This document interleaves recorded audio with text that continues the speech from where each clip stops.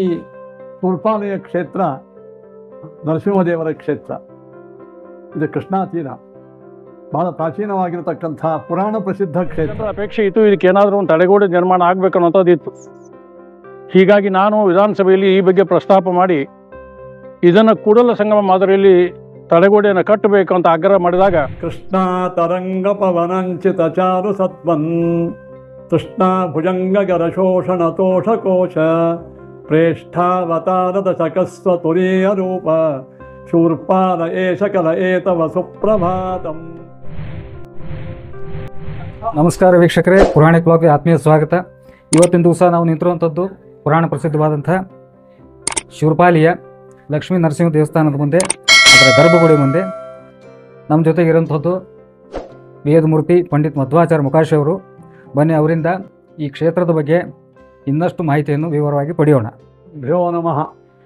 ನರಸಿಂಹೋ ಚಲಾಜ್ಞಾನ ಮತಧ್ವಾಂತ ದಿವಾಕರ ಜಯತ್ಯಮಿತ ಸಜ್ಞಾನ ಸುಖಶಕ್ತಿ ಪಯೋನಿಧಿ.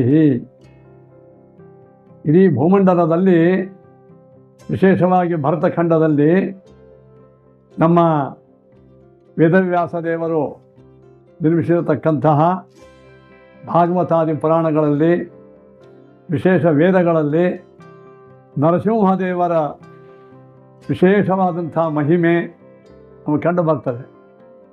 ನರಸಿಂಹದೇವರು ವಿಷ್ಣು ಪರಮಾತ್ಮನ 10 ಅವತಾರಗಳಲ್ಲಿ ಇರುವ 4ನೇ ಅವತಾರ. ನಿಮ್ಮೆಲ್ಲರಿಗೂ ಗೊತ್ತಿದ್ದಂತೆ ಈ ಜಗತ್ತಿನಲ್ಲಿ ಹಿರಣ್ಯಕಶಿಪುವಿನ ಒಂದು ತಾಮಸಿ ಅಟ್ಟಹಾಸ ಅದು ಭಾಳ ಹೆಚ್ಚಾದಾಗ ಎಲ್ಲ ದೇವರಿಂದ ಪ್ರಾರ್ಥಿತನಾಗಿ ಸಾಕ್ಷಾತ್ ವಿಷ್ಣು ಪರಮಾತ್ಮನೇ ನರಸಿಂಹ ರೂಪದಿಂದ ಇಲ್ಲಿ ಪ್ರಕಟಾಗ್ತಾನೆ.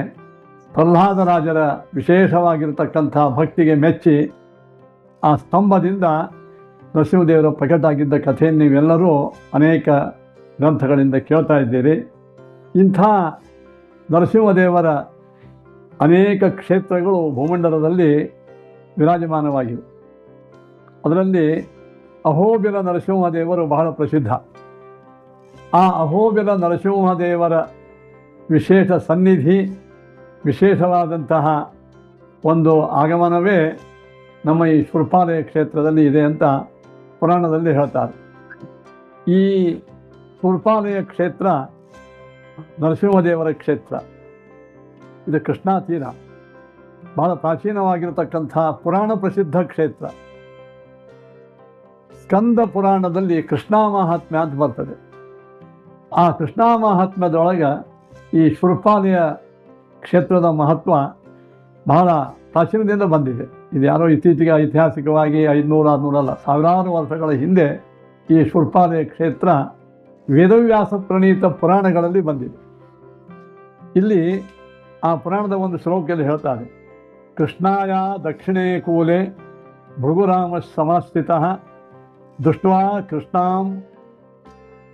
ಕೃಷ್ಣಾಂ ಮಹಾನಂದ ನಿರ್ಭರೋ ಬಾಷ್ಪ ಮುತ್ಸೃಜತ ಆನಂದ ಬಾಷ್ಪ ಮುತ್ಸೃಜತ ತದ್ಬಾಷ್ಪ ಜಲಬಿಂದುಭ್ಯೋ ಅಶ್ವತ್ಥವೃಕ್ಷ ಸಮುದ್ಗತಃ ವಿಚಿತ್ರ ಪತ್ರ ಸ್ಕಂದೈಶ್ಚ ಯುಕ್ತಾಶ್ಚರ್ಯ ಕಾರಣ ಅಂತ ಪುರಾಣದಲ್ಲಿ ಈ ಶ್ಲೋಕ ಬರ್ತದೆ. ಇದರ ಅರ್ಥ ಏನು ಅಂತಂದ್ರೆ, ಒಮ್ಮೆ ಈ ಪರಶುರಾಮ ದೇವರು ಬ್ರಹ್ಮದೇವರ ಪ್ರಾರ್ಥನೆಯಿಂದ ಒಂದು ದೊಡ್ಡ ಇಲ್ಲಿ ಸಮೀಪ ಆ ಕ್ಷೇತ್ರದಲ್ಲಿ ಬ್ರಹ್ಮದೇವರಿಗೆ ಒಂದು ಯಜ್ಞ ಮಾಡಲಿಕ್ಕೆ ಆಜ್ಞೆ ಮಾಡಿದರು.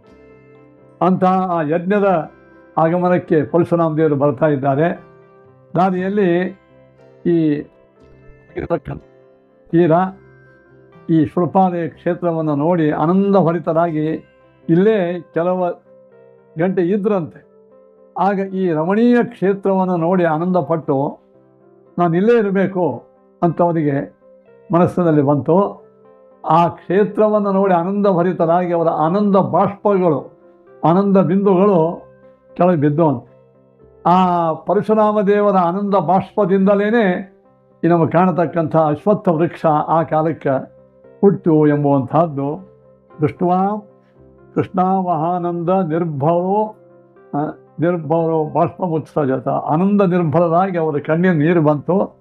ಅದರಿಂದಲೇ ಈ ಅಶ್ವತ್ಥ ವೃಕ್ಷ ಹುಟ್ಟಿತು ಎಂಬುವಂಥ ಪುರಾಣದ ವಾಕ್ಯದ ತದ್ ಬಾಷ್ಪ ಜಲಬಿಂದುಭ್ಯೋ ಅಶ್ವತ್ಥ ವೃಕ್ಷ ಸಮುದ್ಯತಃ. ಅವರ ಆನಂದ ಬಾಷ್ಪದಿಂದ ಅಶ್ವತ್ಥ ವೃಕ್ಷ ಅದರ ಮೇಲೆ ಪ್ರಕಟ ಆಯ್ತಂತೆ. ಅತಿ ವಿಚಿತ್ರವಾದಂಥ ಅನೇಕ ಎಲೆಗಳಿಂದ ಕೂಡಿ ಕಾಣ್ತಾ ಇದೆ.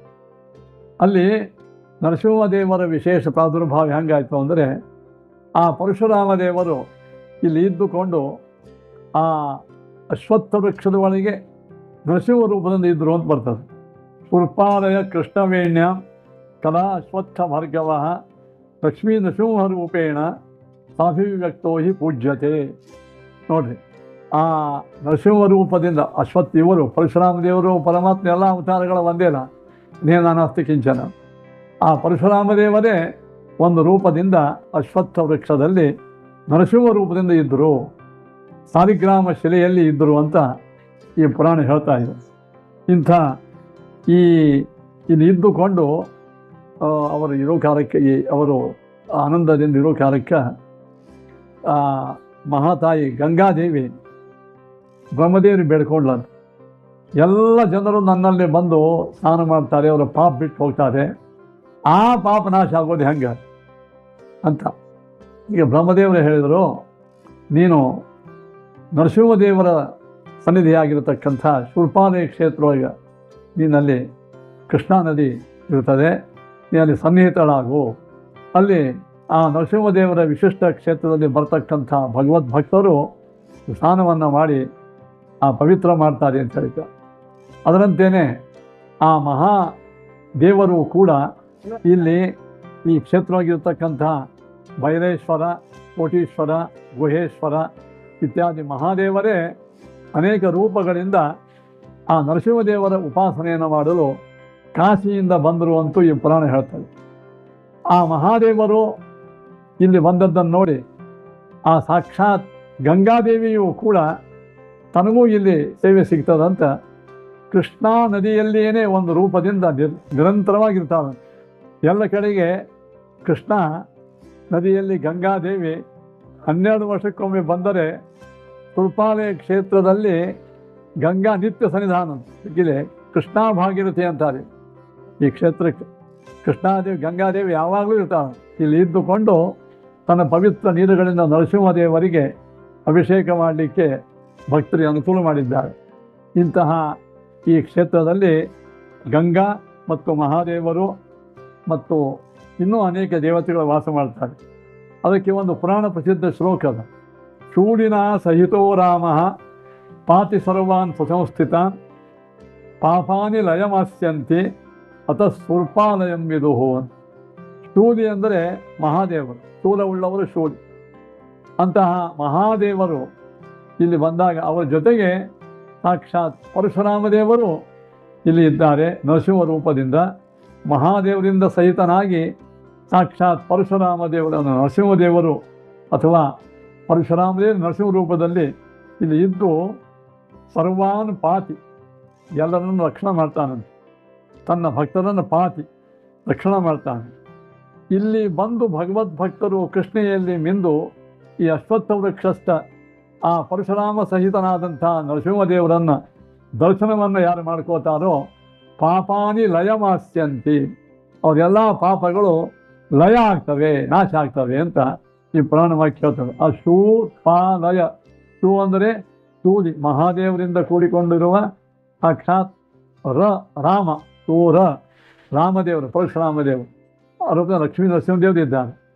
ಅದಕ್ಕೆ ಇಲ್ಲಿ ಬಂದು ಸ್ನಾನ ಮಾಡಿದರೆ ಪಾಪಾನಿ ಲಯಮಾಸ್ಯಂತಿ, ಪಾಪ ನಾಶ ಆಗ್ತದೆ. ಅದಕ್ಕೆ ಶೂರ್ಪಾಲಯ ಅಂತ ಹೇಳ್ತಾರೆ. ಇದಕ್ಕೆ ಇನ್ನೊಂದು ಪುರಾಣ ವಾಕ್ಯ ಅದ. ಶೂರ್ಪಾಲಯ ಸಂಗಮೇ ಚೈವ ಛಾಯಾಯಾಮ್ ಶ್ರೀಗಿರವು ತಥಾ ಸರ್ವತ್ರ ಸುಲಭ ಕೃಷ್ಣ ಚತುಸ್ಥಾನೇ ಚ ದುರ್ಲಭ.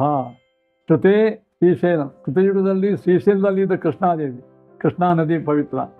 ತ್ರೇತಾಯುಗದೊಳಗೆ ಛಾಯಾ, ದ್ವಾಪರಯುಗದೊಳಗೆ ಸಂಗಮ ಕ್ಷೇತ್ರ, ಕಲಿಯುಗದೊಳಗೆ ಶೂರ್ಪಾಲಯದಲ್ಲಿ ಇದ್ದಂಥ ಕೃಷ್ಣಾ ನದಿ ಅದು ಎಲ್ಲರಿಗೂ ವಿಶೇಷವಾಗಿರತಕ್ಕಂಥ ಒಂದು ಪವಿತ್ರ ಕೊಡ್ತದೆ ಅಂತ ಈ ಪುರಾಣ ವಾಕ್ಯ ಹೇಳ್ತಾ ಇದೆ. ಇಲ್ಲಿ ಅನೇಕ ತೀರ್ಥಗಳವ. ಶೂರ್ಪಾಲಯಂ ಮಹಾಕ್ಷೇತ್ರಂ ವಿಜ್ಞಾನ ಭಗವಾನ್ ವಿಭೋ ತಸ್ಮೈ ಪ್ರಸನ್ನ ತಪಸ್ಸೆ ಪ್ರತ್ಯಕ್ಷೋ ರೂಪಕೋಟಿಭಿ. ಆವಾಗ ಈ ಶೃಪಾಲಯದಲ್ಲಿ ನರಸಿಂಹದೇವರ ವಿಶೇಷ ಸನ್ನಿಧಿ ಇದ್ದದ್ದರಿಂದ ಸಾಕ್ಷಾತ್ ಮಹಾದೇವರೇ ಇಲ್ಲಿ ವಾಸ ಮಾಡ್ಯಾರ. ಅವರ ಕೋಟಿ ಕೋಟಿ ರೂಪಗಳು ಕಾಣಿಸ್ತಿದ್ದವು. ಒಬ್ಬ ಭಗವದ್ಭಕ್ತನಿಗೆ ಇಲ್ಲಿ ಅವರು ಲಿಂಗ ರೂಪದಲ್ಲಿ ಪ್ರತ್ಯಕ್ಷ ಆಗಿದ್ದಾರೆ. ಅದಕ್ಕೆ ಕೋಟಿ ತೀರ್ಥ ಅಥವಾ ಕೋಟೀಶ್ವರ ಅಂತಾರೆ. ಅದು ನದಿಯ ಮಧ್ಯದೊಳಗದ ಏನ್ರಿ. ಇದಕ್ಕೆ ಶೂರ್ಪಾಲಯ ಅಂತ ಹೆಸರು ಬರಲಿಕ್ಕೆ ಇನ್ನೊಂದು ಕೂಡ ಕಾರಣವನ್ನು ಈ ಪುರಾಣದಲ್ಲಿ ನಾವು ಕಾಣ್ತಾ ಇದ್ದೇವೆ.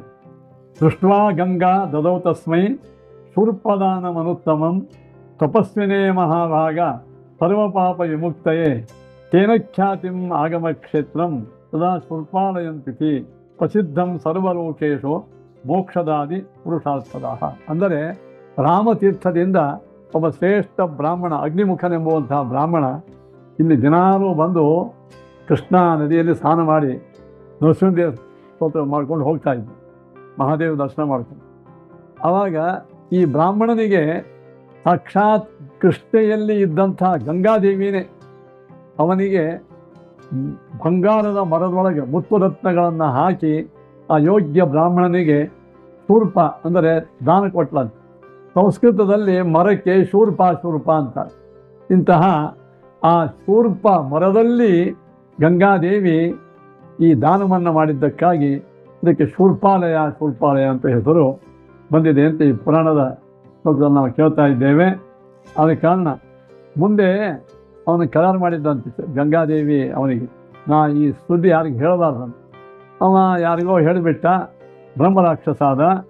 ಆಗ ಅವನ ಆ ಬ್ರಹ್ಮರಾಕ್ಷಸ ಯೋನಿಯಿಂದ ಅವನನ್ನು ಬಿಡಿಸಲು ಸಾಕ್ಷಾತ್ ಇವರು ಪರಶುರಾಮ ದೇವರು ಇಲ್ಲಿ ಬಂದು ಉದ್ಧಾರ ಮಾಡಿದರು ಅಂತೂ ಹೇಳ್ತಾರೆ. ಚಕ್ರತೀರ್ಥ, ಕಂಕತೀರ್ಥ, ಕೋಟಿ ತೀರ್ಥ ಇತ್ಯಾದಿ ಅನೇಕ ತೀರ್ಥ, ಉತ್ತುಂಗ ತೀರ್ಥ ಇತ್ಯಾದಿ ಸುತ್ತಮುತ್ತಲು ಮಧುತೀರ್ಥ, ಹೀಗೆ ಅನೇಕ ಚರಕತೀರ್ಥ ಅಂತೂ ಅದ. ಹೀಗೆ ಇಲ್ಲಿ ಶೂರ್ಪಾಲಯದ ವಿಶೇಷ ಮಹಿಮೆ ಹೇಳ್ತಾರೆ. ಈಗ ಸತ್ಸಂಗಂ ಸತ್ಕಥಾಂ ಶೃಣ್ವನ್ ಸದಾಚಾರ ಸಮನ್ವಿತ ತೀರ್ಥಯಾತ್ರಾ ಪ್ರಕುರ್ವಾಣೋ ಬ್ರಹ್ಮ ನಿರ್ವಾಣ ಮೃಚ್ಛತಿ ಅಂತ ಈ ಶೃಪಾಲಯ ತೀರ್ಥಯಾತ್ರಾ ಮಾಡಿದವರಿಗೆ ವಿಶೇಷವಾದಂತಹ ಪುಣ್ಯ ಬರ್ತದೆ ಅಂತ ಹೇಳ್ತಾರೆ. ಇದು ಪುರಾಣದಲ್ಲಿ ಬಂದಿರತಕ್ಕಂಥ ಕಥೆ. ಇನ್ನೊಂದು ಹೇಳ್ತಾರೆ, ಆ ಕೃಷ್ಣ ಪರಮಾತ್ಮನ ಅಣ್ಣನಾಗಿರ್ತಕ್ಕಂಥ ಬಲರಾಮ ದೇವರು ಅವರ ತೀರ್ಥಯಾತ್ರಾ ಪ್ರಸಂಗದಲ್ಲಿ ಶೂರ್ಪಾಕಾರಂ ಅಗಾಧ್ ಬಲ ಅಂತ ಭಾಗವತದೊಳಗೆ ಒಂದು ಮಾತು ಬರ್ತದೆ. ಅವರು ಕೆಲವು ಶೂರ್ಪಾಲಕ ಕ್ಷೇತ್ರ ಅಂತಾರೆ, ಶೂರ್ಪಾಲಯ ಎರಡೂ ಮಾಡ್ಕೊಳ್ಬಹುದು. ಇಂಥದಿಲ್ಲಿ ಬಂದು ಈ ಕ್ಷೇತ್ರಕ್ಕೆ ಬಂದು ಪರಶುರಾಮ ದೇವರು ಸ್ನಾನ ಮಾಡಿದರು ಅಂತ ನಾವೊಂದು ಪೌರಾಣಿಕ ಕಥೆಯನ್ನು ಕೇಳ್ತೀವಿ. ಇದು ಪೌರಾಣಿಕ ಹಿನ್ನೆಲೆ. ಇನ್ನು ಇದಕ್ಕೆ ಐತಿಹಾಸಿಕ ಹಿನ್ನೆಲೆಗಳು ಸಾಕಷ್ಟು. ನಮ್ಮ ಶೂರ್ಪಾಲಯ ಕ್ಷೇತ್ರದ ಮಹಿಮೆ ಅನಾದಿ ಕಾಲದಲ್ಲಿ ಬಂದಿದೆ. ಇನ್ನು ನೂರಾರು ಒಳ್ಳೆಯ ವೇದ ಪಂಡಿತ ಬ್ರಾಹ್ಮಣರು ಇದ್ದರಂತೆ. ಅವರು ನದಿ ಸ್ನಾನವನ್ನು ಮಾಡಿ ಒಣ ಕೋಲಿಕವಾಗಿ ಏನು ಇದ್ದಿದ್ದಿಲ್ಲ, ಆಕಾಶ ಒಳಗೆ ತಮ್ಮ ಬಟ್ಟೆಯನ್ನು ಇಟ್ಬಿಡ್ತಿದ್ರು. ಆ ಬಟ್ಟೆ ಕೆಳಗೆ ಬೀಳ್ತಿದ್ದಿಲ್ಲ, ಅಲ್ಲೇ ಹಂಗೆ ಹಾರಾಡ್ತಾ ಇತ್ತು. ಜಪ ಗಿಪ ಮುಗಿದ ಮತ್ತು ಆ ಬಟ್ಟೆ ತೊಗೊಂಡು ಅವರು ಮುಂದೆ ಹೋಗ್ತಾ ಇದ್ರು. ಇಷ್ಟು ತಪಸ್ವಿ ಬ್ರಾಹ್ಮಣರು ಇಲ್ಲಿ ಇದ್ದರು ಅಂತ ಹೇಳ್ತಾರೆ. ನಮಗೆ ಐತಿಹಾಸಿಕವಾಗಿ ಉತ್ತರಾದಿ ಮಠದ ಸಂಪರ್ಕ ಈ ಕ್ಷೇತ್ರಕ್ಕೆ ಬಹಳ ಕಾಣಿಸ್ತದೆ. ಇಲ್ಲಿ ವಿದ್ಯಾಧೀಶ ತೀರ್ಥರು ಅಂತ ಈಗ 400-500 ವರ್ಷಗಳಿಂದ ಆಗಿ ಹೋದ ವಿದ್ಯಾಧೀಶ. ಆ ವಿದ್ಯಾಧೀಶರು ಉತ್ತರಾದಿ ಮಠದ ಮಹಾಪರಂಪರೆಯಲ್ಲಿ ಬಂದವರು. ವೇದವ್ಯಾಸ ತೀರ್ಥರ ಶಿಷ್ಯರು, ರಘುತ್ತಮ ತೀರ್ಥರ ಪ್ರಶಿಷ್ಯರು. ಇವರು ಅದ್ಭುತ ಪಂಡಿತರು. ಇವರು ಮಹಾರಾಷ್ಟ್ರದ ಪುಣ್ಯಸ್ತಂಭದಿಂದ ಬಂದವರು, ಭಾರೀ ವಿದ್ವಾಂಸರು ಆ ಕಾಲಕ್ಕೆ. ಅವರು ನ್ಯಾಯಸುಧಾಕ್ಕೆ ಅದ್ಭುತ ಟಿಪ್ಪಣಿ ಬರೆದಾರೆ. ಇವತ್ತಿಗೂ ಆ ನ್ಯಾಯಸುಧಾಕ್ಕೆ ಪರೀಕ್ಷೆ ಕೊಡುವವರು ತಿಳ್ಕೋರು ಈ ಸುಧಾ ಗ್ರಂಥ ತೊಗೊಂಡೆ, ಇವರು ಟಿಪ್ಪಣಿ ತೊಗೊಂಡೇ ಹೇಳಬೇಕು, ಅಷ್ಟು ಮಹಾನುಭಾವ. ಆ ವಿದ್ಯಾಧೀಶರ ತಾಯಿ ಅದಕ್ಕೆ ಸಂಕಲ್ಪ ಮಾಡಿದ್ರು, ತಮಗೆ ಮಗ ಹುಟ್ಟಿದಾಗ 1,00,000 ಬ್ರಾಹ್ಮಣರಿಗೆ ಭೋಜನ ಮಾಡಿಸ್ತಾವೆ. ಸ್ವಾಮಿಗಳಾದ್ಮೇಲೆ ತಾಯಿ ಹೇಳಿದ್ಲು, ಈಗ ನಾ ಸಂಕಲ್ಪ ಮಾಡಿನಪ್ಪ, ನೀವು ಹುಟ್ಟಿದಾಗ 1,00,000 ಮಂದಿ ಬ್ರಾಹ್ಮಣರಲ್ಲಿ ಸಿಗಬೇಕು, ಆಗ ವೈಷ್ಣವ ಕ್ಷೇತ್ರಕ್ಕೆ ಹೋಗಬೇಕು ಅಂಥೇಳಿ ಶೂರ್ಪಾಲಯಕ್ಕೆ ಬಂದು ಇಲ್ಲಿ ಅವರು 12 ವರ್ಷ ತನಕ ಅಂತಾರೆ, ಅಂತೂ ಅನೇಕ ವರ್ಷ ಇಲ್ಲಿ ವಾಸ ಮಾಡಿ ಪಾಠ ಪ್ರವಚನ ಮಾಡ್ತಿದ್ರು. 1,00,000 ಮಂದಿ ವೈಷ್ಣವ ಬ್ರಾಹ್ಮಣರನ್ನು ಕೂಡಿಸಿ ಏಕಕಾಲಕ್ಕೆ ಈ ಕೃಷ್ಣಾ ದಂಡೆಯ ಮೇಲೆ ನರಸಿಂಹದೇವರ ಪಾವನ ಕ್ಷೇತ್ರದಲ್ಲಿ ಅವರು ಭೋಜನ ಮಾಡಿಸಿದರು. ಅದರ ಕುರುಹಿಗಾಗಿ ಅವರು ಸ್ಥಾಪನಾ ಮಾಡಿದ ಸಾಕ್ಷಾತ್ ಪ್ರಾಣದೇವರು ಇಲ್ಲೇ ಹಿಂದಿದ್ದಾರೆ. ನರಸಿಂಹದೇವರ ಹಿಂದೆ ಪ್ರಾಣದೇವರಿದ್ದಾರೆ. ಅವರ ಕಂಠದಿಂದ ಯಾವಾಗಲೂ ಗಂಗೆ ಹರಿತಿರ್ತದೆ. ನಾವು ಚಿಕ್ಕವರಿದ್ದ ನೋಡಿದ್ದೇವೆ ಅಂಥದ್ದು. ಆ ವಿದ್ಯಾಧೀಶರು ಇಲ್ಲಿ ಇದ್ದುಕೊಂಡು ಇಷ್ಟು ದೊಡ್ಡ ಕಾರ್ಯಕ್ರಮವನ್ನು ಮಾಡಿದರು. ವೈಷ್ಣವ ಕ್ಷೇತ್ರ ಅಂತ. ಆಮೇಲೆ ಅವರು ಇಲ್ಲಿ ವಾಸ ಮಾಡೋ ಕಾಲಕ್ಕೆ ಇರದಿ ಮನೆತನದ ಮೂಲ ಪುರುಷರು ಮುದ್ಗಲಾಚಾರ್ಯ ಇತ್ಯಾದಿಗಳು ಇಲ್ಲಿ ಬಂದರು. ಅವ್ರು ಬರಲಿಕ್ಕೇನು ಕಾರಣ ಅಂದರೆ ಇಲ್ಲೇ ಒಂದು ಸಮೀಪದಲ್ಲಿ ಒಂದು ಊರದು, ಅಲ್ಲಿ ಯಾದವಾರ್ಯರು ದಂಡಿಗಾಲ ಕೂತಿದ್ರಂತ ತಪಸ್ ಮಾಡೋಕ್ಕೆ. ಅವಾಗ ಈ ಮುದ್ಗಲ ಗರ್ಗರಿ ಮನೆತನದ ಮೂಲ ಪುರುಷರು ಸ್ವಲ್ಪ ಲೌಕಿಕ ಒಳಗಿದ್ರು. ಮಾತ್ರ ಭಾರಿ ಧಾರ್ಮಿಕರೇ ಇದ್ದರು, ಲೌಕಿಕ ಒಳಗೂ ಇದ್ದರು. ಯುದ್ಧಕ್ಕೆ ಆಡ್ಕೋತ ಬರ್ತಿದ್ರು. ಆವಾಗ ಅವರು ನೀರು ಕುಡಿದು ತಮ್ಮ ಕಬ್ಬಿಣದ ಚಿಲ್ಕತ್ತನ್ನು ಸರಿ ಮಾಡ್ಕೋಕತ್ತರು. ಅವಾಗ ಯಾದವಾರ ಅಂದ್ರೆ ಅಂತ ಒಳಗಿನ ಚಿಲ್ಕತ್ತು ಗಟ್ಟು ಮಾಡ್ಕೊಡಿ, ಹೊರಗಿನ ತೊಗೊಂಡು ಏನು ಮಾಡ್ತೀರಿ ಚಿಲ್ಕತ್ತು. ಅವಾಗ ಅವ್ರಿಗೆ ಏನಾಯಿತು, ಜ್ಞಾನೋದಯ ಆಯಿತು. ನಮಸ್ಕಾರ ಮಾಡಿದರು, ನಮ್ಗೆ ಉದ್ಧಾರ ಮಾಡಿ. ಇಲ್ಲ, ಕೃಪಾಲಯ ಒಳಗೆ ವಿದ್ಯಾಧೀಶರಿದ್ದಾರೆ ಮಹಾನುಭಾವ, ಅಲ್ಲಿ ಹೋಗ್ರಿ ಅಂತ. ಅಲ್ಲಿ ಬಂದು ಅವರಿಂದ ಉಪದೇಶವನ್ನು ಪಡೆದು ಆ ಮಹಾ ಋಷಿಗಳಿದ್ದಂಗಿದ್ದರು, ಗೋವಿಂದಾಚಾರ್ಯ ಮುದ್ಗಲಾಚಾರ್ಯ ಅಂತ. ಅವರು ಇಲ್ಲಿ ಅವ್ರು ಹೇಳಿದರು, ನೀವು ಇಲ್ಲೇ ಇದೆ ಅಂತ ಹೇಳಿ ಅವರಿಗೆ ಅನೇಕ ದಿವಸ ಇಟ್ಟುಕೊಂಡು ಗಾಲವ ಕ್ಷೇತ್ರ ಗಲಗಲಿಗೆ ಹೋಗಿ ನೀವು ತಪಸ್ಸು ಮಾಡಿರಿ ಅಂತಂದರು. ಹೋಗೋ ಮುಂದೆ ಪ್ರದಕ್ಷಿಣೆ ಹಾಕಿದರು.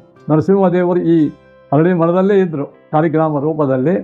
ಅಲ್ಲಿ ಅವರಿದ್ದಾಗ ಅವರು ಒಂದು ಪ್ರದಕ್ಷಿಣೆ ಹಾಕೋ ಹೇಳಕ್ಕೆ ಒಂದು ಅರಳಿಗಿಡ ಟೊಂಗಿ ಅವ್ರ ಮೇಲೆ ಬಿತ್ತು. ಸ್ವಾಮಿ ಟೊಂಗಿ ಬಿತ್ತು ಹೆಂಗೆ ಅಂತಂದ್ರೆ, ಇಲ್ಲ ನಿಮ್ಮ ಜೊತೆಗೆ ನರಸಿಂಹದೇವರು ಬರಲಿಕ್ಕೆ ಇಚ್ಛಾ ಮಾಡ್ತಾರೆ, ಅಲ್ಲಿ ಹೋಗ್ರಿ ಅಂತ, ಈ ಟೊಂಗಿಯನ್ನು ನಡ್ರಿ ಅಂತ. ಗಲಗಲಿ ಕೃಷ್ಣಾ ದಂಡೆಯ ಮೇಲೆ ಈ ಅರಳಿಗಿಡ ಟೊಂಗಿಯನ್ನು ಅವರು ಇಟ್ಟರು. ಅಲ್ಲಿ ಅದು ಬೆಳೀತಾ ಇತ್ತು. ಮುಂದೆ ಅನೇಕ ದಿನ ಅದು ಒಣಗೂ ಪ್ರಸಂಗ ಬಂದಾಗ ತಮ್ಮ ಮಂತ್ರೋದಕದಿಂದ ಪುನಃ ಅದಕ್ಕೆ ನೀರು ಹಾಕಿ ಬೆಳೆಸಿ ನರಸಿಂಹದೇವರ ಸನ್ನಿಧಾನದಲ್ಲಿ ಸ್ಥಾಪನಾ ಮಾಡಿದರು ಅಂತ ಈಗ 400 ವರ್ಷ ಹಿಂದಿನ ಕಥೆ ಹೇಳ್ತಾರೆ. ಇಂತಹ ಮುದ್ಗಲಾಚಾರ್ಯರು ಗಲಗಲಿ ಮೂಲ ಪುರುಷರಿಗೂ ತಪೋಭೂಮಿಯಾಗಿತ್ತಿದ್ದು. ಯಾದವಾರ್ಯರು ಈ ಕ್ಷೇತ್ರಕ್ಕೆ ಬಂದಾಗ ವಿದ್ಯಾಧೀಶರು ಇದ್ದರು. ಇಲ್ಲೇ ಕುಳಿತುಕೊಂಡು ಶ್ರೀಮದ್ ಭಾಗವತಕ್ಕೆ ಯಾದವಾರ್ಯ ಟಿಪ್ಪಣಿಯನ್ನು ಬರೀತಾರೆ. ಆಮೇಲೆ ಕೇಶವಾಚಾರ್ಯರು ಅಂತ ವಿದ್ಯಾಧೀಶರ ತಮ್ಮಂದರು, ಅವರು ಇಲ್ಲಿ ಭಾಗವತ್ ಪ್ರವಚನ ಮಾಡಿದರು, ಸುಧಾ ಟಿಪ್ಪಣಿ ಬರೆದರು ಅಂತೂ ಪ್ರತೀತಿ. ಇದೆಲ್ಲ ಅವರ ಸ್ಥಳಗಳವ.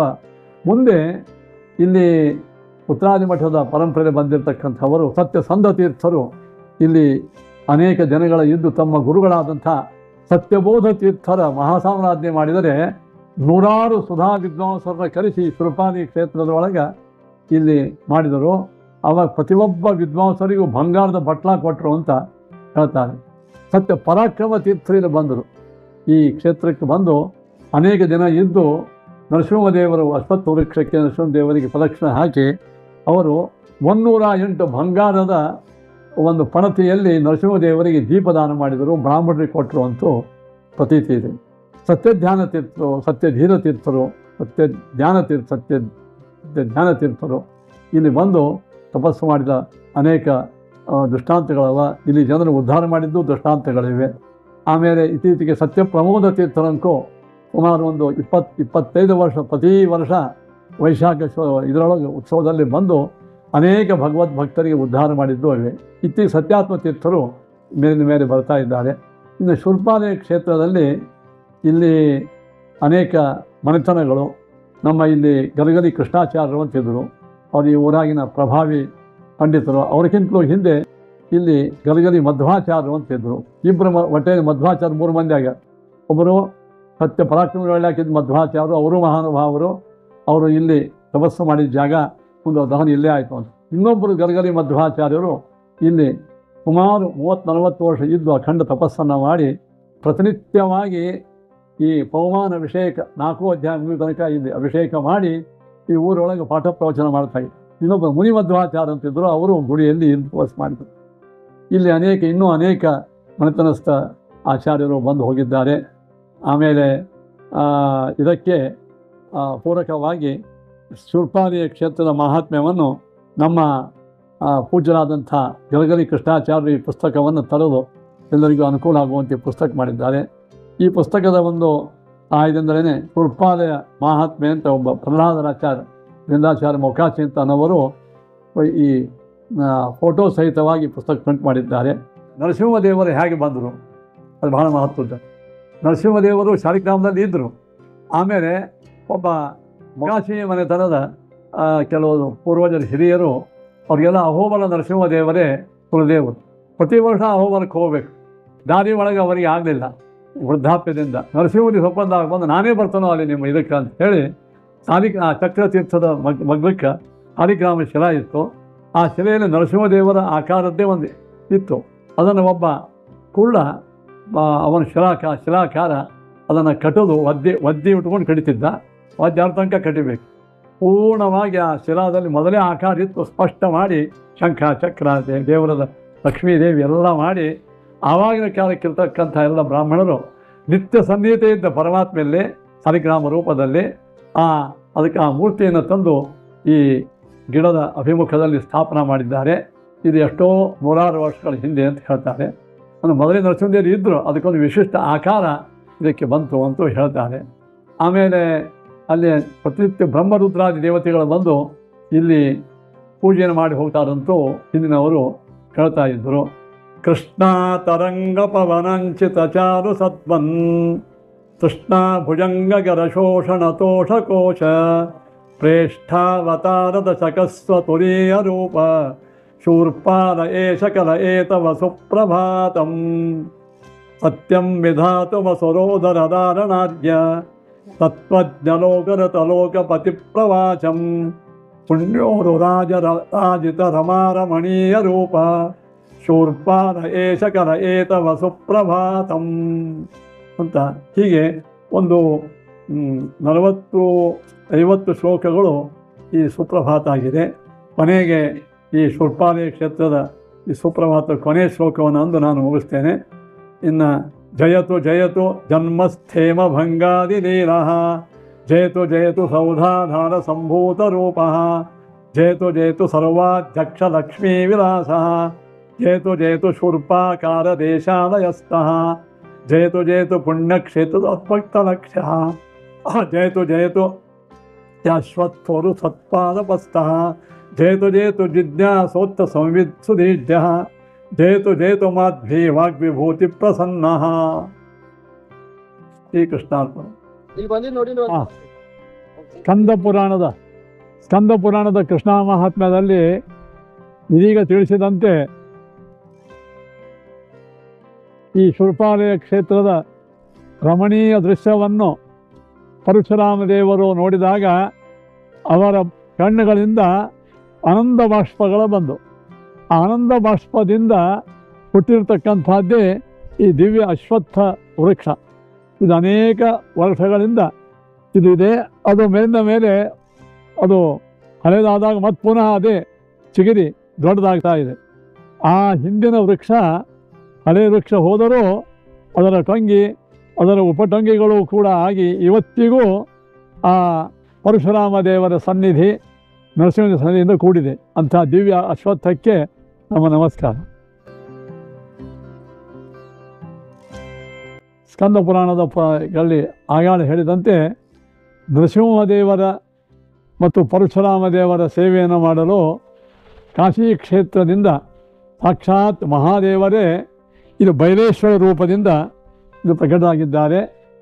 ತ್ರ್ಯಂಬಕಂ ಯಜಾಮಹೇ ಸುಗಂಧಿಂ ಪುಷ್ಟಿವರ್ಧನಂ ಅಂತ ವೇದದಲ್ಲಿ ಹೇಳಿದಂತೆ ಮೃತ್ಯುಂಜಯಾತ್ಮಕ ಲಕ್ಷ್ಮೀ ನರಸಿಂಹದೇವರ ಉಪಾಸನೆಯನ್ನು ಮಾಡಲು ಸಾಕ್ಷಾತ್ ಮಹಾದೇವರ ಒಂದು ಬೈರೇಶ್ವರ ರೂಪದಿಂದ ಇಲ್ಲಿ ಬಂದಿದ್ದಾರೆ. ಅದು ಎದುರಿಗೆ ನಂದಿ. ಆ ಮಹಾದೇವರ ವಿಶೇಷ ಸನ್ನಿಧಿಯಲ್ಲಿ ಎಲ್ಲರ ವಿಘ್ನಗಳನ್ನು ಪರಿಹಾರ ಮಾಡುವ ವಿಘ್ನೇಶ್ವರ ಗಣಪತಿ ಮೂರ್ತಿಯು ಕೂಡ ಪ್ರಾಚೀನವಾದಂಥದ್ದು ಈ ಕ್ಷೇತ್ರದಲ್ಲಿ ವಿರಾಜಮಾನವಾಗಿ ರೂಪದಲ್ಲಿರತಕ್ಕಂಥ ಸಾಕ್ಷಾತ್ ಶೇಷದೇವರು.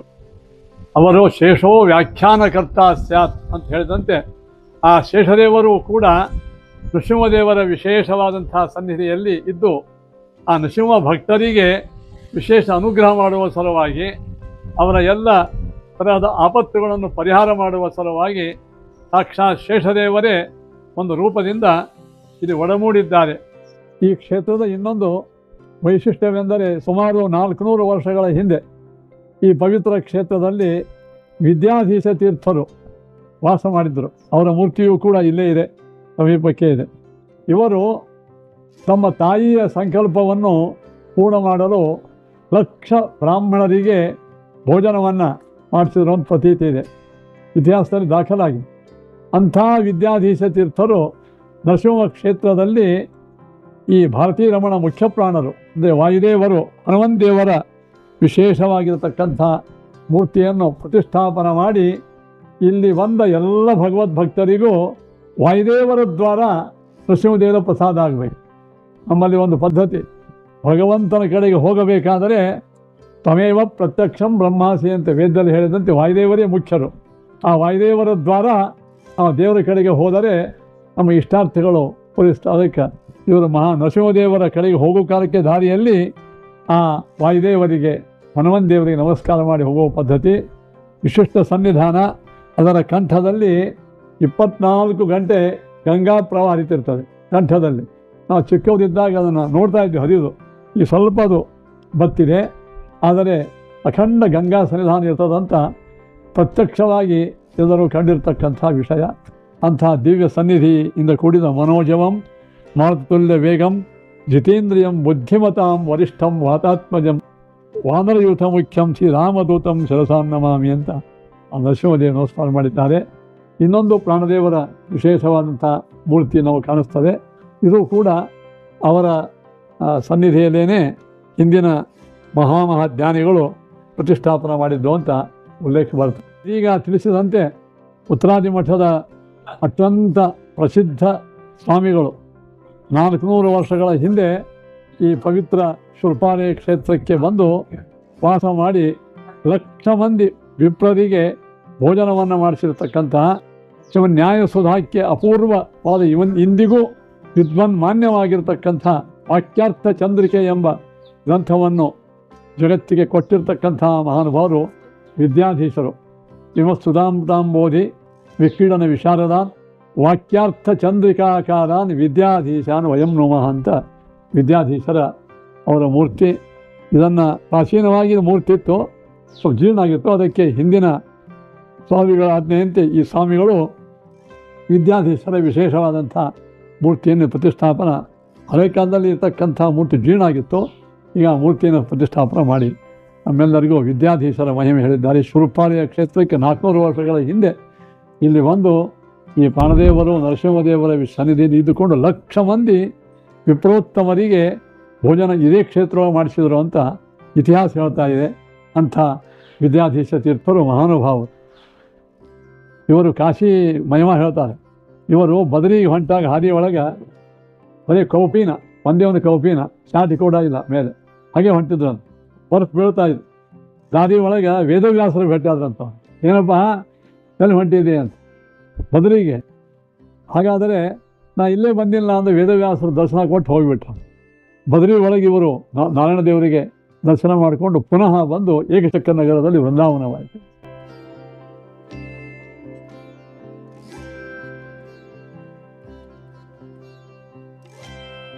ನರಸಿಂಹದೇವರ ಈ ಕ್ಷೇತ್ರದಲ್ಲಿ ಚನ್ನಕೇಶವ ದೇವರು ಇಲ್ಲಿ ಸನ್ನಿಹಿತರಾಗಿದ್ದಾರೆ. ಇದಕ್ಕೂ ಇತಿಹಾಸ ಬಹಳ ಪ್ರಾಚೀನದ. ಪ್ರಾಯ ಹಿಂದಿನವರು ಹೇಳುವಂತೆ ಈ ಕ್ಷೇತ್ರದಲ್ಲಿ ನರಸಿಂಹದೇವರು ಸಾಲಿಗ್ರಾಮ ರೂಪದಲ್ಲಿಯೋ ಇದು ಸನ್ನಿಹಿತ ನಿತ್ಯವಾಗಿದ್ದರು. ಅನಂತರ ಒಂದು ಭವ್ಯ ಮಂದಿರ ರೂಪ ತಾಳಿದ್ದು ಈ ಕೇಶವದೇವರ ಗುಡಿಗೆ ಅಂತ ಹೇಳ್ತಾರೆ. ನಮ್ಮ ಹಿಂದಿನ ದಾಖಲೆಗಳಿಗೆ ಕೇಶವದೇವ ದೇವಸ್ಥಾನ ಅಂತೂ ಅದ ಇದೆ. ಅದರಿಂದ ನರಸಿಂಹದೇವರ ಪ್ರಾಚೀನ ಕ್ಷೇತ್ರ ಮೂರ್ತಿ. ಆದರೆ ಮಂದಿರ ಕಟ್ಟಡ ಇತ್ಯಾದಿಗಳು ಇಲ್ಲಿ ಮೊದಲಾಯಿತು ಅಂತ ಹಿಂದಿನವರು ಹೇಳ್ತಾ ಇದ್ದಾರೆ. ಅಂತಹ ದಶಾವತಾರಗಳಿಂದ ಕೂಡಿದ ಮತ್ತು ಶ್ರೀ ಭೂ ದೇವಿಯಿಂದ ಕೂಡಿದ ಸುಂದರವಾಗಿರತಕ್ಕಂತಹ ಈ ಕೇಶವದೇವರು ಬಹಳ ಪ್ರಾಚೀನ. ಇದು ಸುಮಾರು 100 ಅಲ್ಲ, ಎಷ್ಟೋ 100 ವರ್ಷಗಳ ಹಿಂದಿನ ಈ ದೇವಸ್ಥಾನ, ಬಹಳ ಪ್ರಾಚೀನ ದೇವಸ್ಥಾನ. ಈ ಗರ್ಭಗುಡಿ ದೇವಸ್ಥಾನ ಆದ ನಂತರವೇ ಅಲ್ಲಿ ಆಯಿತು ಅಂತ ಕೆಲವರು ಹೇಳೋ ಪದ್ಧತಿ ಉಂಟು. ಅಷ್ಟು ಪ್ರಾಚೀನವಾಗಿರ್ತಕ್ಕಂತಹ ಈ ಕೇಶವದೇವರನ್ನು ನಾವಿಲ್ಲಿ ಕಾಣ್ತಾ ಇದ್ದೇವೆ. ಶ್ರೀ ಕೇಶವ ಶಾಸಕ ಒಂದೇ ಪಾಶಧರಾರ್ಚಿತ ಶೂರವರೇಶ ಅಂತ ಆಚಾರ್ಯರು ಸ್ತೋತ್ರ ಮಾಡಿದಂತೆ ಈ ಕೇಶವದೇವ ನಮ್ಮೆಲ್ಲರಿಗೂ ವಿಶೇಷ ಅನುಗ್ರಹವನ್ನು ಮಾಡಲಿ. ಅದರಲ್ಲಿ ಅತ್ಯಂತ ಪ್ರಾಚೀನವಾಗಿರ್ತಕ್ಕಂಥ ಇನ್ನೊಂದು ವಿಗ್ರಹ ಸೀತಾ ಸಮೇತ ರಾಮದೇವರು. ತಂತ್ರಸಾರದಲ್ಲಿ ಶ್ರೀಮದಾಚಾರ್ಯರು ವರ್ಣಿಸಿದಂತೆ ಶ್ಯಾಮಂ ಇವರಿಗೆ ರಾಮದೇವರನ್ನು ತಂತ್ರಸಾರದಲ್ಲಿ ಮಧ್ವಾಚಾರ್ಯ ಹೇಗೆ ವರ್ಣನೆ ಮಾಡಿದ್ದಾರೆಯೋ ಹಾಗೆ ಈ ಪ್ರತಿಮೆಯು ನಮಗೆ ತೋರ್ತಾ ಇದೆ. ಬಹಳ ಪ್ರಾಚೀನ ಪ್ರತಿಮೆ. ನರಸಿಂಹದೇವರ ಗುಡಿಯ ಸನ್ನಿಧಿಯಲ್ಲೇ ರಾಮದೇವರು ಸೀತಾ ಸಮೇತರಾಗಿ ಇಲ್ಲಿ ಇದ್ದು ಎಲ್ಲ ಭಕ್ತರಿಗೆ ಇಷ್ಟಾರ್ಥವನ್ನು ಇವತ್ತಿಗೂ ಕೊಡ್ತಾ ಇರ್ತಕ್ಕಂಥದ್ದು ಎಷ್ಟೋ ಜನರಿಗೆ ಇದು ಅನುಭೂತವಾಗಿದೆ. ಅಂಥ ರಾಮಾಯ ರಾಮಭದ್ರಾಯ ರಾಮಚಂದ್ರಾಯ ವೇಧಸೆ ರಘುನಾಥಾಯ ನಾಥಾಯ ಸೀತಾಯ ಪತಯೇ ನಮಃ ಅಂತ ನಾವು ರಾಮದೇವರ ಅವತಾರ.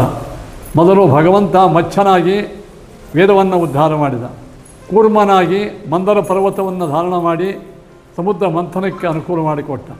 ಅದೇ ಪರಮಾತ್ಮ ಹಿರಣ್ಯಾಕ್ಷನಿಂದ ಭೂಮಿ ಕೆಳಗೆ ಸಮುದ್ರದಲ್ಲಿ ಹೋದಾಗ ಆ ಭೂಮಿಯನ್ನು ಮೇಲೆ ತಂದು ತನ್ನ ಕೋರೆಯಲ್ಲಿ ಇಟ್ಟುಕೊಂಡು ಭೂಮಿಯನ್ನು ಮೇಲೆ ತಂದು ಸ್ಥಾಪನೆ ಮಾಡಿದ್ದು ವರಾಹದೇವರು.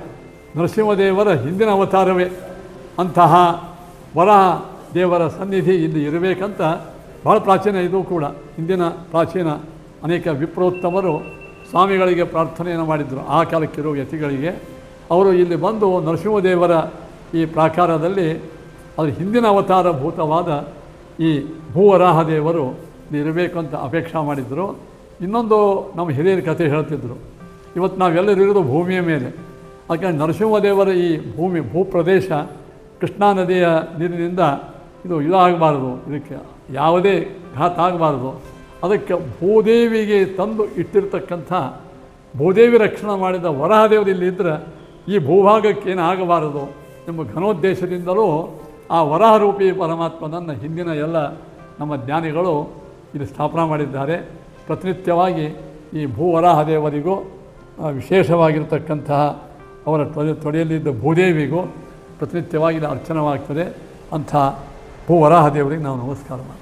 ನಮ್ಮ ಶೂರ್ಪಾಲಯ ಪ್ರಾಚೀನ ಪಂಡಿತರಲ್ಲಿ ಪಾಂಗರಿ ತಾತಾಚಾರ್ಯರು ಅಂತಿದ್ದರು, ಸಮೀರಣಾಚಾರ್ಯರ ಮಕ್ಕಳು. ಸಮೀರಣಾಚಾರ್ಯರು ಕೂಡ ಈ ಕ್ಷೇತ್ರಕ್ಕೆ ಬಂದು ಅನೇಕ ವರ್ಷ ಇದ್ದರು. ಪಾಂಗರಿ ಮನೆತನ ನಾರದರ ಅನುಗ್ರಹದಿಂದ ಸಿದ್ಧಿ ಪಡೆದದ್ದು. ಅದಕ್ಕೆ ಪುರಂದರದಾಸರು ನಾರದರ ಒಂದು ಅವತಾರ. ಅದಕ್ಕಾಗಿ ಅವರಿಗೆ ದೊಡ್ಡ ಯಜ್ಞವನ್ನು ಮಾಡಿ ಸುಮಾರು ಈಗ ಒಂದು 89 ವರ್ಷಗಳ ಹಿಂದೆ ಭಾರತದ ಎಲ್ಲ ಪ್ರಸಿದ್ಧ ಪಂಡಿತರನ್ನು ಈ ಕ್ಷೇತ್ರಕ್ಕೆ ಕರೆಸಿ ಈ ಸುಮಾರು 1928-29 ಇಸ್ವಿ ಅಂತ ಹೇಳ್ತಾರೆ. ಆ ಕಾಲಕ್ಕೆ ದೊಡ್ಡ ಯಜ್ಞವನ್ನು ಇದು ಮಾಡಿ 7 ದಿವಸ ಜ್ಞಾನಸತ್ರ ಮಾಡಿ ನಾರದರ ಸಾಕ್ಷಾತ್ ರೂಪದಂತಿರುವ ಅವತಾರಭೂತರಾದ ಪುರಂದರದಾಸರ ಪ್ರತಿಮೆಯನ್ನು ಆ ಕಾಲಕ್ಕೆ ಸ್ಥಾಪನೆಯನ್ನು ಮಾಡಿದ್ದು ಒಂದು ಕುರುಹು ಇರಲಿ ಅಂತ ಮಾಡಿದ್ದು.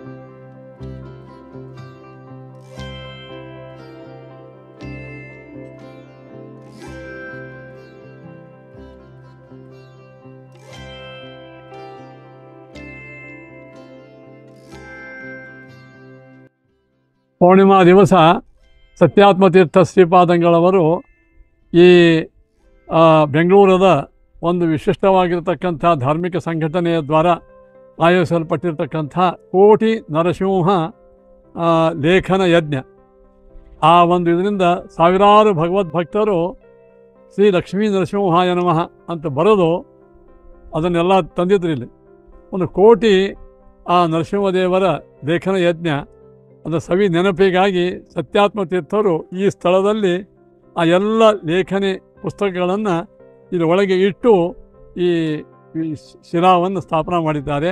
ಇದು ಬಹಳ ಅತ್ಯಂತ ಉತ್ತಮವಾಗಿರತಕ್ಕಂತಹ ಇದೊಂದು ಸ್ಮಾರಕ.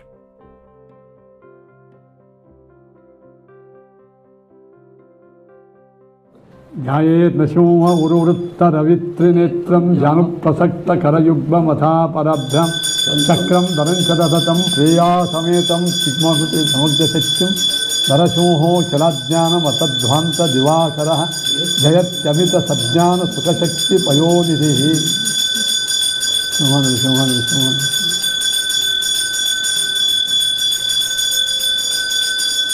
ನಿಮಸ್ತೋ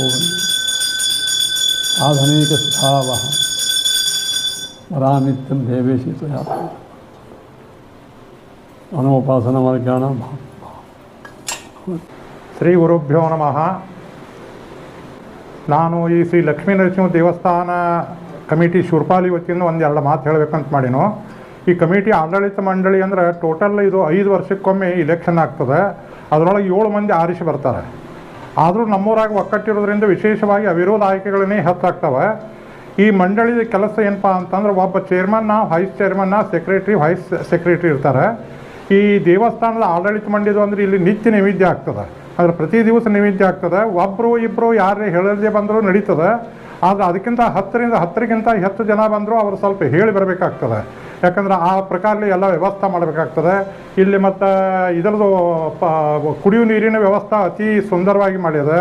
ಆಮೇಲೆ ಒಂದು 15-20 ಇಲ್ಲಿ ರೂಮ್ ಕಟ್ಟಿವು. ಮತ್ತು ಯಾರಿಗಾರೇ ಪ್ರಾಬ್ಲಮ್ ಇತ್ತಂದ್ರಲ್ಲ ಅವರು ಇಲ್ಲಿ ರ್ಯಾಂಪು ಕಟ್ಟಿದ್ರಿ. ವೀಲ್ ಚೇರ್ ಮೇಲೆ ಕಾಲಿನ ಪ್ರಾಬ್ಲಮ್ ಪೂರ್ಣ ಏನೂ ಒಂದು ಹೆಜ್ಜೆ ಇಡ್ಲಿಕ್ಕೆ ಬರಂಗಿಲ್ಲ ಅಂದರೂ ಸಹಿತ ಕೆಳಗಿಳಿದ ಕಾರ್ನ ಕೆಳಗಿಳಿದ ರ್ಯಾಂಪ್ ಮೇಲೆ ಬಂದು ಡೈರೆಕ್ಟ್ ನರಸಿಂಹದೇವ್ರ ಮುಂದೆ ನಿಂದಿರ್ತಾರೆ ರೀ. ಮತ್ತು ಇನ್ನು ಇಲ್ಲಿ ಉತ್ಸವದೊಳಗೆ ರೀ ನಮ್ಮಲ್ಲಿ ಇಲ್ಲಿ ಹೆಚ್ಚಂದ್ರೆ ಏನದ ರೀ ಇದಕ್ಕೆ ಪ್ರಾಧಾನ್ಯ ಅಂದ್ರೆ ಹೋಮ ಹವನಕ್ಕೆ ಭಾಳ ಪ್ರಾಧಾನ್ಯ ಅದ ರೀ. ಮಡಿ ಮೈಲಿಗೆ ಭಾಳ ವಿಚಾರ ಮಾಡಿ ಮಾಡ್ತಾರೆ. ಯಾಕಂದ್ರೆ ನಮ್ಮ ನರಸಿಂಹದೇವ್ರಿಗೆ ರೀ ಬೋರಿಂಗದ ನೀರು ಅಭಿಷೇಕಕ್ಕೆ ನಡೆಯಂಗಿಲ್ಲ, ಮತ್ತು ಬಾವಿ ನೀರು ಇದನ್ನ ಅದರ ಸಲುವಾಗಿ ಒಂದು ಬಾವಿ ಕಟ್ಸಿವ್ರಿ. ಒಮ್ಮೆ ಏನಾಗ್ತದೆ, ಮೇ ತಿಂಗಳದೊಳಗೆ ನದಿ ಪೂರ್ಣ ಒಣಗಿ ಹೋಗಿ ನೀರು ಇರೋದಿಲ್ಲ ರೀ. ಅದಕ್ಕೆ ಪಾವಿತ್ರ್ಯ ಕಾಯ್ಕೊಳ್ಳೋ ಸಲುವಾಗಿ ಇಲ್ಲಿ ಒಂದು ನಾವು ಬಾವಿನೂ ಕಟ್ಸಿವ್ರಿ. ಮತ್ತು ಒಂದು 10-15 ರೂಮ್ ಮಾಡಿವ್ರಿ. ಯಾರಿಗೆ ಬಂದ್ರೆ ಇಳ್ಕೊಳ್ಳೋ ವ್ಯವಸ್ಥಾನೂ ಅದ ರೀ. ಅದಕ್ಕೆ ಇಲ್ಲಿ ಯಾರೇ ಬರಾವರಿದ್ರೆ ಅಂದ್ರೆ ಕಮಿಟಿಗೆ ಫೋನ್ ಮಾಡಿ ಬಂದ್ರೆ ಅಂದ್ರೆ ಎಲ್ಲ ಪೂರ್ಣ ವ್ಯವಸ್ಥೆ ಮಾಡ್ತದೆ. ಒಂದೇ ಇಲ್ಲಿ ಶ್ರಾದ್ದ ಪಕ್ಷದ್ದು ವ್ಯವಸ್ಥೆ ತೆಳಗೆ ಮಾಡಿದ್ರಿ, ಆದರೆ ಗುಡಿ ಒಳಗೆ ಶ್ರಾದ್ದ ಪಕ್ಷ ಮಾಡಲಿಕ್ಕೆ ಅವಕಾಶ ಇಲ್ಲ. ಯಾಕಂದ್ರೆ ಇಲ್ಲಿ ನೈವೇದ್ಯಕ್ಕೆ ಪರಮಾತ್ಮನ ನೈವೇದ್ಯಕ್ಕೆ ಹೆಚ್ಚು ಪ್ರಾಶಸ್ತ್ಯ ಕೊಟ್ಟದ್ರಿ. ಆದರೂ ಶ್ರಾದ್ದ ಪದ್ಧ ಯಾರು ಮಾಡೋರಿದ್ದಾರೆ ತೆಳಗೆ ಮಾಡ್ಕೊಂಡು ಬಂದ ಅಥವಾ ನದಿ ದಂಡಿಗೆ ಅಥವಾ ನಾವು ರೂಮು ಕಟ್ಸಿವ್ರಿ. ಅಲ್ಲಿ ತಮ್ಮದೆಲ್ಲ ಮುಗಿಸೋಣ ಮ್ಯಾಲೆ ಪ್ರಸಾದಕ್ಕೆ ನರಸಿಂಹದೇವ್ರ ಪ್ರಸಾದಕ್ಕೆ ಬರ್ಬೋದು. ಮತ್ತು ಎಲ್ಲ ಕಾರ್ ಪಾರ್ಕಿಂಗಕ್ಕೆ ಅದು ಸಾಕಷ್ಟು ವ್ಯವಸ್ಥೆ ಅದ. ನರಿಗೆ ಹೋಗ್ಲಿಕ್ಕೂ ಸಾಕಷ್ಟು ಅನುಕೂಲ ಅದ.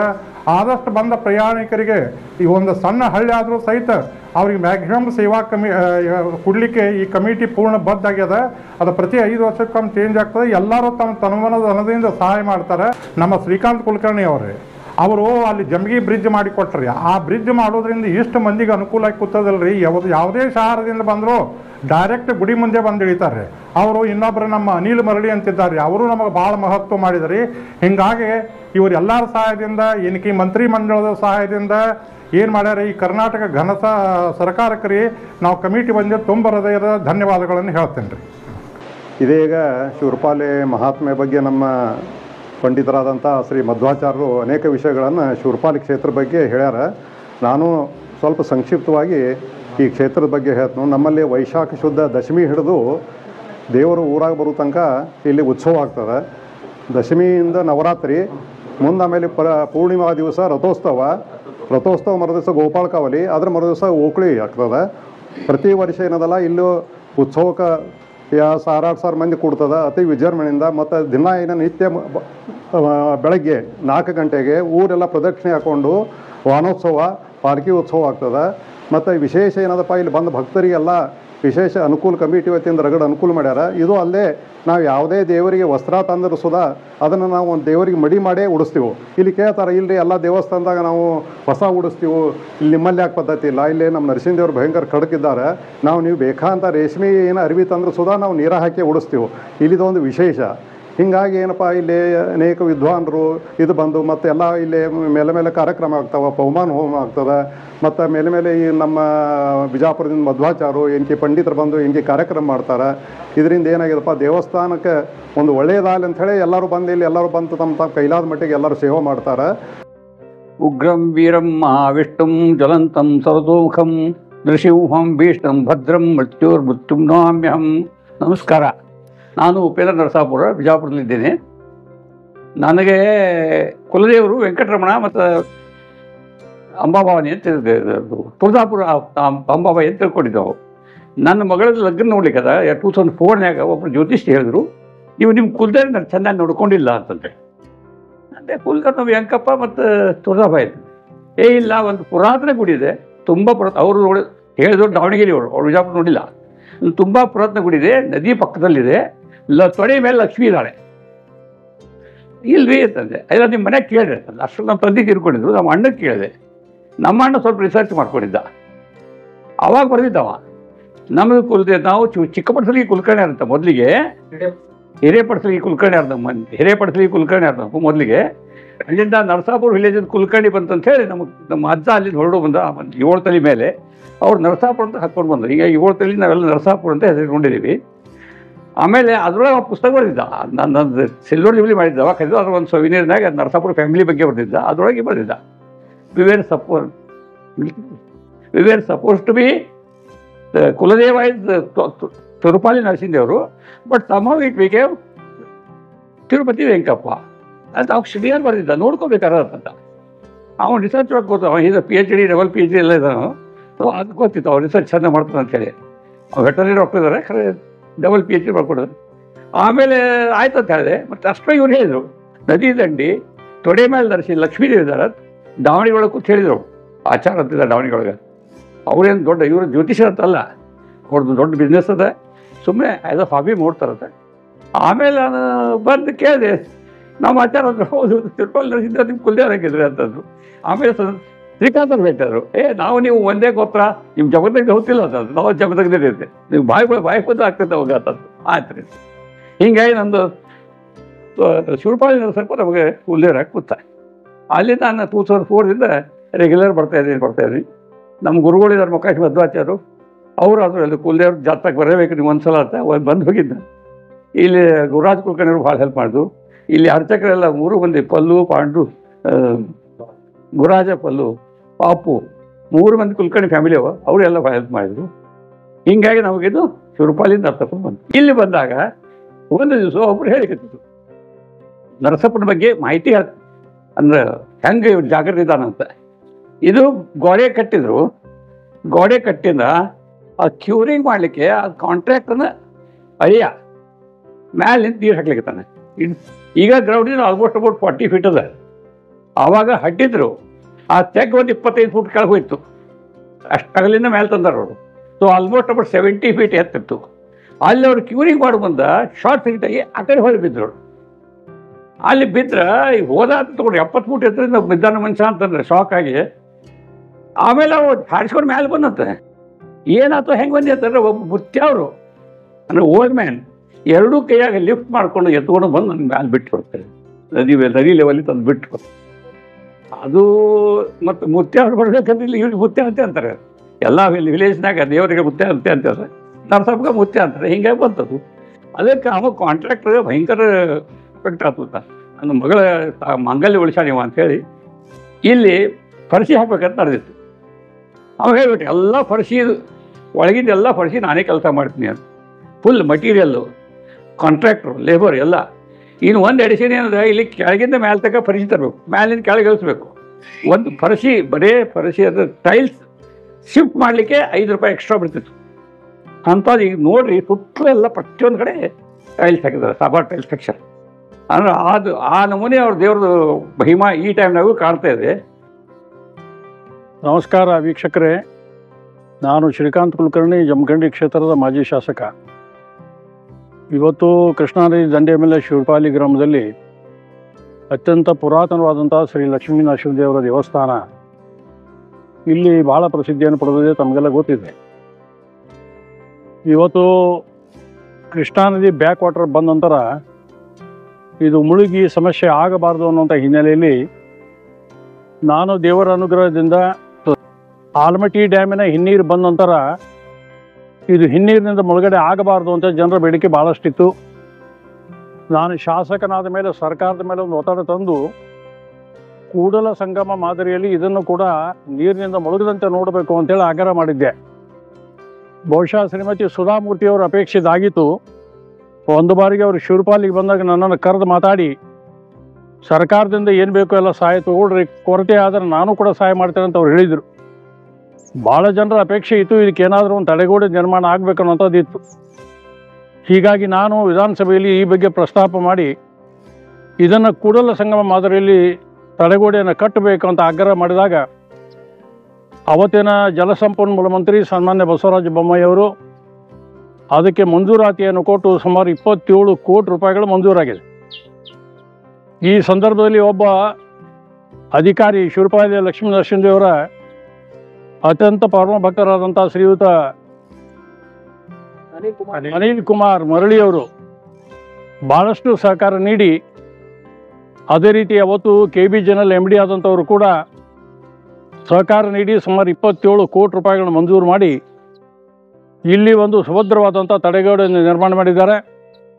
ಇವತ್ತು ಹಿನ್ನೀರು 521 ಆಗಲಿ 24 ಬಂದರೂ ಕೂಡ ನೀರು ಒಳಗಡೆ ಬರೋದಿಲ್ಲ, ಮೇಲಿರುವಂಥ ಗ್ರಾಮ ಮುಣುಗ್ತದೆ, ಆದರೆ ಈ ಗುಡಿ ಮುಣುಗೋದಿಲ್ಲ.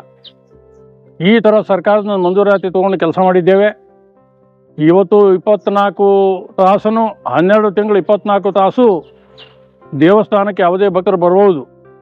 ಯಾರಿಗೆ ನಡೀಲಿಕ್ಕಾಗೋದಿಲ್ಲ ಅವರು ಸಣ್ಣ ಪುಟ್ಟ ವಾಹನದ ಮೇಲೆ ಬರುವಂಥ ವ್ಯವಸ್ಥೆಯನ್ನು ಕೂಡ ಇಲ್ಲಿ ಸರ್ಕಾರ ಮಾಡಿದೆ. ಈ ಸಂದರ್ಭದಲ್ಲಿ ಇದಕ್ಕೆ ಅವಕಾಶ ಕೊಟ್ಟಂಥ, ಇದಕ್ಕೆ ಮಂಜೂರಿ ಕೊಟ್ಟಂಥ ಸರ್ಕಾರಕ್ಕೆ, ಅವತ್ತಿನ ಮಂತ್ರಿಗಳಿಗೆ, ಅಧಿಕಾರಿಗಳಿಗೆ ಮತ್ತು ಎಲ್ಲ ಭಕ್ತಾದಿಗಳಿಗೆ ನಾನು ಹಾರ್ದಿಕವಾದಂಥ ಅಭಿನಂದನೆಗಳು ಸಲ್ಲಿಸಲಿಕ್ಕೆ ಬಯಸ್ತೇನೆ. ಹಿನ್ನೀರು ಬಂದಾಗ ಬಹುಶಃ ಇಲ್ಲಿ ಕೃಷ್ಣಾ ನದಿ ಹತ್ತಿರ ಮಹಾರಾಷ್ಟ್ರದ ಸಂಪರ್ಕ ಸಮೀಪ ಆಗಲಿ ಅಂತೇಳಿ 100 ವರ್ಷಗಳೊಂದು ಬೇಡಿಕೆ ಇತ್ತು. ಜಂಬಿಗೆ ಹತ್ತಿರ ಬ್ರಿಡ್ಜ್ ಆಗಬೇಕು, ಸೇತುವೆ ಆಗಬೇಕು ಅಂತ. ನಾನು ಶಾಸಕನಾದಾಗ ಸರ್ಕಾರದ ಮೇಲೆ ಒತ್ತಡ ತಂದು ಸನ್ಮಾನ್ಯ BS ಯಡಿಯೂರಪ್ಪ ಮುಖ್ಯಮಂತ್ರಿ ಇದ್ದಾಗ 47 ಕೋಟಿ ರೂಪಾಯಿಗಳ ಮಂಜೂರು ಮಾಡಿ ಆ ಬ್ರಿಡ್ಜ್ ಕೂಡ ಮಾಡಿದರು. ಆ ಬ್ರಿಡ್ಜ್ ಮೇಲೆ ಬಂದು ಇವತ್ತು ಈ ದೇವಸ್ಥಾನಕ್ಕೆ ಬರಬೇಕಾದಂಥ ಒಂದು ಸಂದರ್ಭ.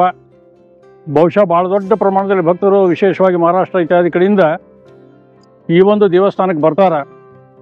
ಇಲ್ಲಿ ಒಬ್ಬರು ನಾರಾಯಣ ಆಚಾರ್ಯ ಅಂತೇಳಿ ಒಬ್ಬರು ಆಚಾರ್ಯ ಇದ್ದರು ಅಂತ ಕೇಳಿದೆ. ಅವರು ಆಗಾಗ ಅವ್ರು ಏನು ಹೇಳ್ತಿದ್ರು ಭವಿಷ್ಯ ಸರಿ ಆಗ್ತೈತಿ. ಯಾವುದೇ ಸಮಸ್ಯೆ ಬಂದರೂ, ಯಾವುದೇ ಕೆಲಸ ಮಾಡಬೇಕಾದ್ರೆ ರೈತರು ಇತ್ಯಾದಿ ಹೋಗಿ ಅವ್ರನ್ನ ಕೇಳ್ತಿದ್ರು, ಏನು ಬೆಳೆ ಮಾಡಬೇಕು, ಏನು ಕೆಲಸ ಮಾಡಬೇಕು ಅದನ್ನು ಕೇಳಿದಾಗ ಅವ್ರು ಏನು ಹೇಳ್ತಾರೋ ಎಲ್ಲವೂ ಸರಿ ಬರ್ತದೆ. ಅವ್ರು ಹೇಳ್ತಿದ್ರಂತ ದೇವರ ಪೂಜೆ ಯಾವಾಗೂ ನಿಲ್ಲುವುದಿಲ್ಲ, ಲಕ್ಷ್ಮೀ ನರಸಿಂಹದೇವರ ಪೂಜೆ ನಿಲ್ಲುವುದಿಲ್ಲ. ಅದ್ರ ನೀರು ಬಂದರೂ ಈ ಗ್ರಾಮ ಮಾತ್ರ ಶಿವಪಾಲಿ ಗ್ರಾಮ ಮುಳುಗ್ತದೆ, ಅದರ ಪೂಜೆ ನಿಲ್ಲೋದಿಲ್ಲ ಅನ್ನೋ ಮಾತು ಹೇಳ್ತಿದ್ರು. ಇದನ್ನ ಯಾಕೆ ಈ ರೀತಿ ಹೇಳ್ತಾರೆ ಇವರು ಅಂತೇಳಿ ಜನರಿಗೆ ಆಶ್ಚರ್ಯ ಆಗ್ತಿತ್ತು. ಆದರೆ ನಿಜವಾಗಿಯೂ ಸರ್ಕಾರದಿಂದ ಈ ಒಂದು 27 ಕೋಟಿ ರೂಪಾಯಿಗಳನ್ನು ತಂದು ತಡೆಗೋಡೆ ನಿರ್ಮಿಸಿದ ಮೇಲೆ ಅವ್ರು ಹೇಳಿದ್ದು ಸತ್ಯ ಅನ್ನುವಂಥದ್ದು ಎಲ್ಲರಿಗೂ ಮನವರಿಕೆ ಆಗಿದೆ. ಹೀಗಾಗಿ ಅವರನ್ನು ಕೂಡ ಈ ಸಂದರ್ಭದಲ್ಲಿ ಸ್ಮರಿಸುವಂಥ ಕೆಲಸ ನಾವು ಮಾಡಬೇಕಾಗ್ತದೆ. ಮಾನ್ಯ ವೀಕ್ಷಕರೇ, ಸರ್ಕಾರ ಈ ಒಂದು ಯೋಜನೆಗೆ 27 ಕೋಟಿ ರೂಪಾಯಿ ಮಂಜೂರು ಮಾಡಿ ಹೊರಗಿರುವಂಥ ಕೃಷ್ಣಾ ನದಿ ನೀರು ಈ ದೇವಸ್ಥಾನದ ಒಳಗಡೆ ಬರದಂತೆ ದೊಡ್ಡ ಪ್ರಮಾಣದಲ್ಲಿ ಗಟ್ಟಿಯಾದಂಥ ಸುಮಾರು ತಳಗೆ 40-50 ಫೂಟಿನವರೆಗೆ ಫೌಂಡೇಶನ್ ಹಾಕಿ ಭದ್ರವಾದಂಥ ಗೋಡೆಯನ್ನು ಕಟ್ಟಿದ್ದಾರೆ. ಹೀಗಾಗಿ ಯಾವ ಸಂದರ್ಭದಲ್ಲೂ ಮಹಾಪೂರ್ ಬಂದರೂ ಕೂಡ ಕೃಷ್ಣಾ ನದಿ ನೀರು ಒಳಗಡೆ ಬರದಂಗೆ ಒಂದು ವ್ಯವಸ್ಥೆ ಇವತ್ತು ಸರ್ಕಾರ ಮಾಡಿದೆ ಅಂತ ಭಾಳ ಹೆಮ್ಮೆಯಿಂದ ಹೇಳಿಕ್ಕೆ ಬಯಸ್ತೇನೆ.